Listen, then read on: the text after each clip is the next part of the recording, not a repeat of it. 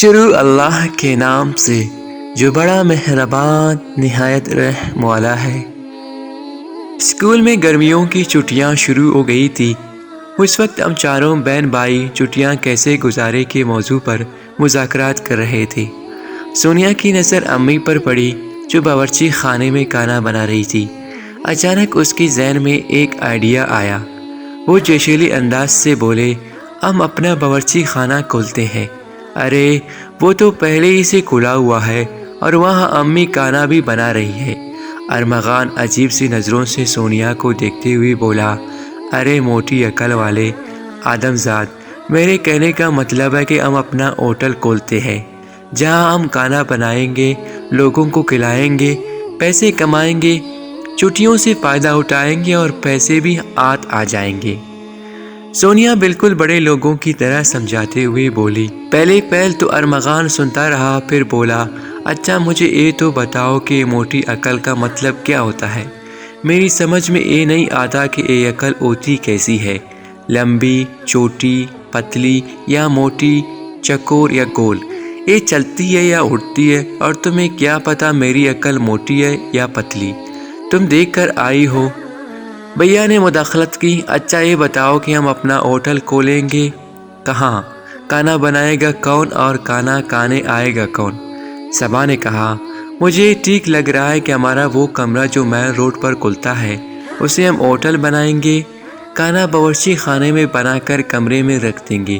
ایک بڑا سا بینر بنوا لیں گے جس پر لکھا ہوگا کہ ہم نے ایک شاندار ہوٹل بنایا ہے جہاں نہایت ہی لذیذ کھانا دستیاب ہے۔ بھیا راضی ہوئے تو سارا کام آسان ہو گیا۔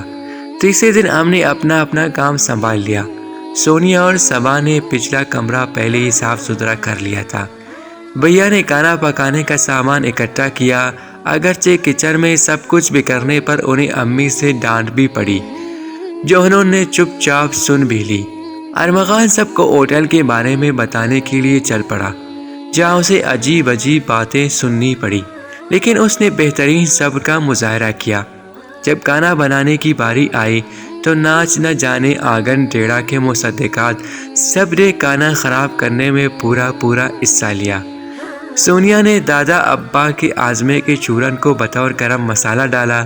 ارمغان نے نمک چیک کیا تو کم ہونے پر نمک ڈھونڈنے کے لیے نظریں دوڑائے۔ بیسن کے پاس پڑے نمک کو چاولوں میں ڈالا جو حقیقت میں برتن دھونے والا سفید سفوف تھا۔ صبا نے جب چاولوں کو پانی کے اندر پنس کر تیرتے ہوئے دیکھا تو ان کی آسانی کے لیے تھوڑا سا اور پانی ڈال دیا۔ بھیا نے دم پر رکھے چاولوں کو چیک کرنے کے لیے پتیلی کا ڈھکن اٹھایا تو دھواں ان کے چہرے پر پڑا۔ دھوئے سے بچنے کے لیے وہ جلدی سے پیچھے ہٹے۔ عین اسی وقت ان کا پاؤں پتیلی پر لگا اور پتیلی ان کے پاؤں پر آ کر دھم کر کے گری۔